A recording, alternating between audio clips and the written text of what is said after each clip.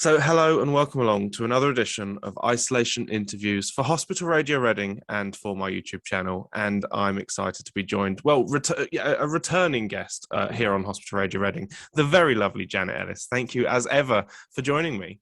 Thank you for having me back. Now, I mean, the last year and a half has been tough. I mean, you know, the country has gone, the world has gone through this weird situation.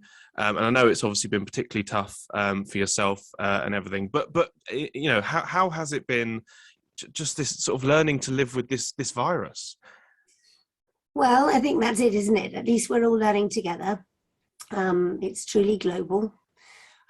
We've got, I think, very good at listening to scientists, to people who have our best interests at heart. And I'm absolutely 100% pro-vaccine, and I'm always disappointed when people aren't. Obviously, it's personal, but I'm very in favour. Very impressed by the people who gave up a lot of their time and all of their expertise in the continual quest to help the world sort this. So those are positives. Obviously, there are massive negatives, and I'm not taking my own situation into account because that would have happened anyway. But I do think that it's been particularly tough on people who have been lonely, who have been struggling to make sense of a world which they thought they understood and now feels very unfamiliar, very rocky, very different. But the only thing is, you know, that it's not just a community feeling, but it's people like you who are keeping people together and keeping people talking. So there is a way through, but I know sometimes it's very tough and it can feel, you know, the nights are literally drawing in at the moment, but it can feel a bit as though the world is drawing in too, I think.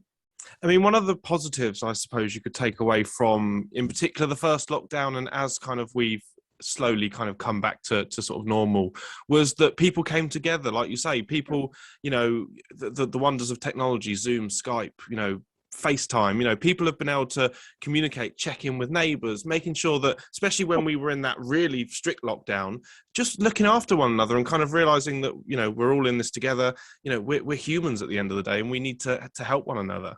Yes, absolutely. Yeah. And obviously, you know, I live in London, but even in my small street, there was immense neighbourly feeling and a feeling of, that we are isolated because the world is isolating us, but we are not isolated from contact and from sometimes just comparing notes, just having someone else say, yeah, me too, really, really helps, you know, because a lot of it still is an unknown quantity. We're not quite sure. Are we getting to the end? I hope we are, you know, fingers crossed we are, but we know that it is a road that humans can take. You know, we are not absolutely lost here. So that, it didn't feel like that when it started though, did it?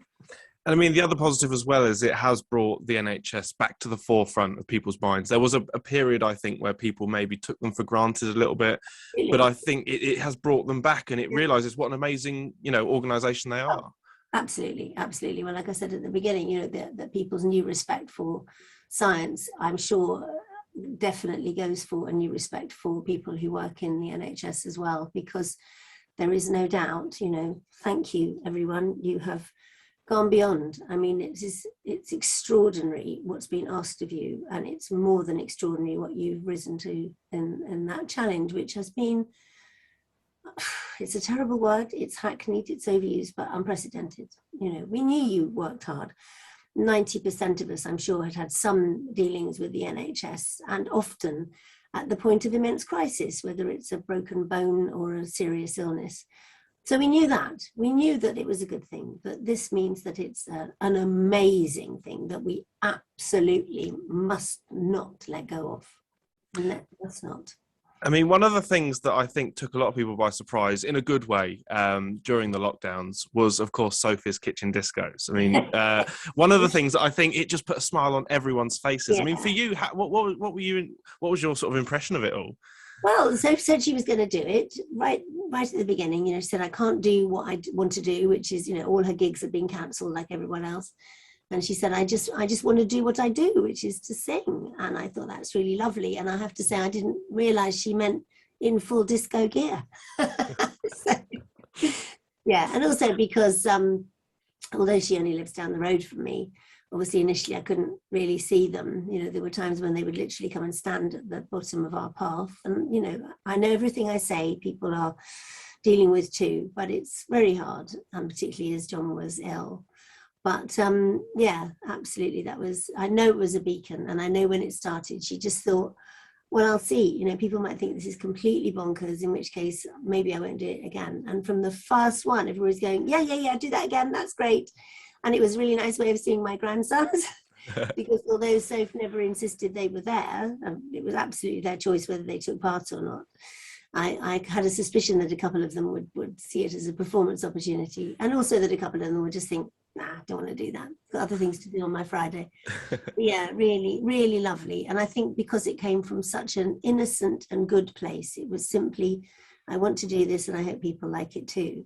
It really took off because people could tell that behind it was just, you know, a really lovely initiative rather than anything cynical or, you know, possibly could be marketed. I don't think it occurred to them at all that there was anything that might lead from it. But, you know, how nice it has. And of course, you know, the success of it has continued, because obviously, you know, she's now doing a show on Radio 2, which is fantastic. And also she's been able to raise money, not just for the NHS. She's also going to be taking on a Danceathon, which is a very scary thought.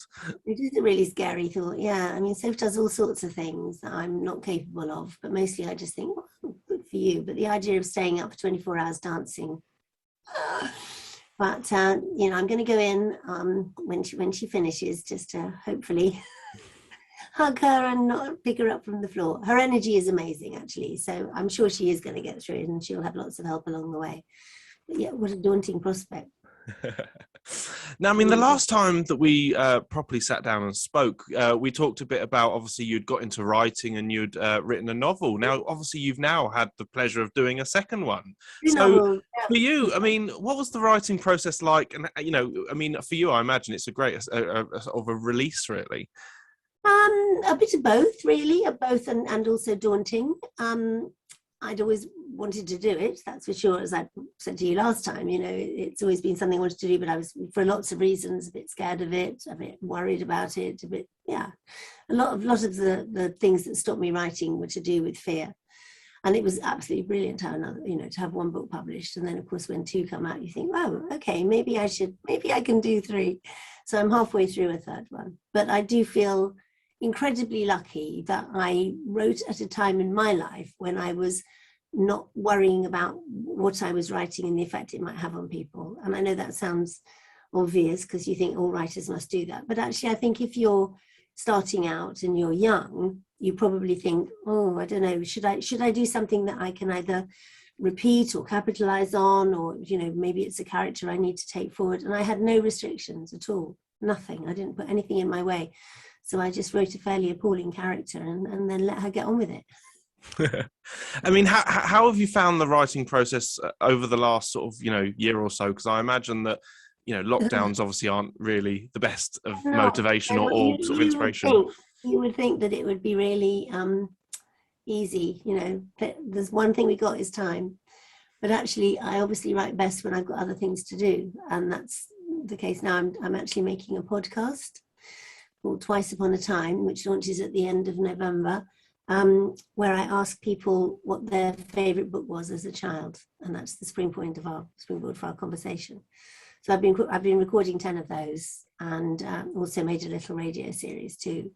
So that's been helpful because that meant I've actually got somewhere to fit my writing. You know, I was trying really hard to just write because I had loads of time and nowhere to travel to. But it turns out I actually need a few barriers to really get back to it. It's not logical at all, is it?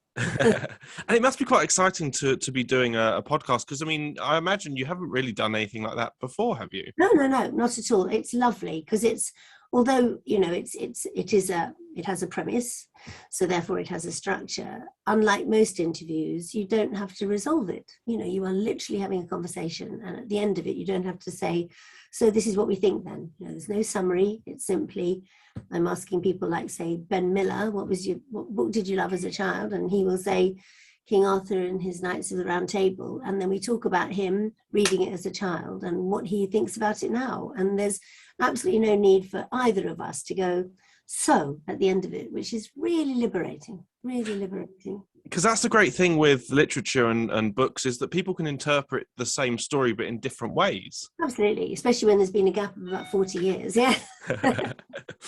So, I mean, I imagine that obviously, you know, with this sort of on the horizon and obviously sort of life returning to normal, what else are you looking forward to over the sort of the coming months?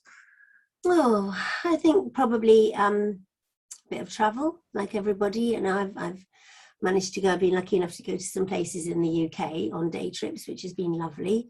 Started to stay with people again because, you know, triple jabbed. And actually I had coronavirus in July after both my vaccinations, and I know that I'm not unusual. And yeah, I'm hoping for, very selfishly, I'm hoping we have Christmas this year. I found the cancellation of Christmas last year extremely hard. I think I had really invested in us all being together because it was the first Christmas after John died, and when that couldn't happen, it was tough. But you know, as I keep saying, it wasn't just me, you know. And although this is in no way a competition, a lot of people had it worse. You know, my family are nearby. I could see them on freezing parks and give them presents that they had to take their gloves off to open. But you know, we did get together in the way that we were allowed, but we couldn't be in each other's houses, of course. But I think for everyone this year, we kind of need that coming together, that celebrating, that daftness, and also the things that you think about at Christmas, you know, the memories that you have, and whatever Christmas means to you. I think it's important to share it. So how do you think Christmas will look for you this year? I mean, have you kind of already, I mean, have you already started planning Christmas yet? Well, we usually go to Soph's. I'm hoping that happens again. And the reason for that actually is that obviously she's got loads of children of different ages. And it's so much nicer for them just to be in one place. So if they want to go and play with the toy, nobody's saying, well, put your coat on and we'll do that later. Then we often go into town on Boxing Day and have some Chinese food. So I hope we can do that too. Because like most people, our Christmases are very, you know, full of habit, full of things that we've done many, many, many times before. But there are always new elements because new people join the fun. So that's, yeah, I do, you know, I make things. I make Christmas pudding every year, and I make all the stuffings and things because I love cooking, and also it really helps to contribute. So I'm hoping that. I mean, it's going to be different for all of us because, you know, John is not here, and he was a huge part of that, huge and happy part of it too. But we are lucky as a family that we can get together, we can talk about things, so we can remember him together rather than me just holding on. I think that's the thing, is obviously this time last year, we all knew that Christmas had been cancelled, and well, it's kind of false hope and all that going on. But Yeah, I think this time last year we did not know Christmas would be cancelled. It was cancelled with about 3 seconds to go, wasn't it? Which was really unfair, I thought. Because I thought, especially when they, you know, did the different stages, which I don't think anyone still to this day really understood how that worked. But I think that at least this year we can look forward to knowing that it's going to happen. You know, people who obviously had to cancel plans this year are going to be able to redo them this year. And I do think it's just going to give people that kind of, I don't know, that sort of good feeling that we missed out on last year. Well, I think the other thing we know is that Christmas was cancelled last year. It was terribly last minute. Some people were already in transit and couldn't get where they were supposed to be going. Everybody was disappointed, but we did manage it.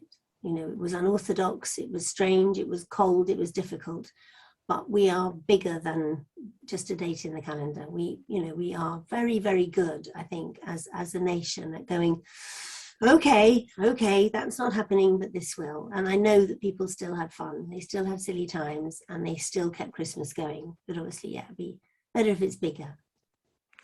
Now, I just want to say it's been a pleasure talking to you. It's always great to have you on the air. But before we go, is there anything you would like to say to any of the patients who are currently in hospital at the moment? Yeah, any messages for them? It's the same as usual. Listen, I know you'd rather be somewhere else, but listen, there's lots of love and support for you, and I hope you can feel that. And if anything, over the last 18 months, I think that we all know that if we really concentrate, if we get together, even if we're not literally banging a saucepan lid, we are thinking of you and the people who are caring for you. So all good wishes, lots of love, and all the strength you need. Thank you so much, Janet. As ever, it's always a pleasure. Of course, keep safe. And yeah, we'll have to speak again one day. Take care. Thank you for having me.